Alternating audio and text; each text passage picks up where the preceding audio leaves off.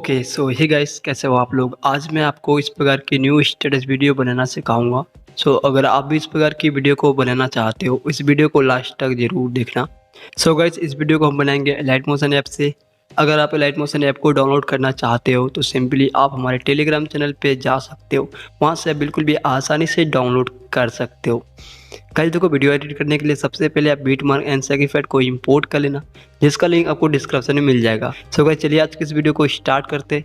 बट उससे पहले अभी तक आपने इस वीडियो को लाइक नहीं किया है तो यार आपसे एक ही रिक्वेस्ट करता हूँ, वीडियो को लाइक करके चैनल को भी सब्सक्राइब जरूर कर देना। सो गाइस बढ़ते हैं अपनी एडिटिंग के तरफ।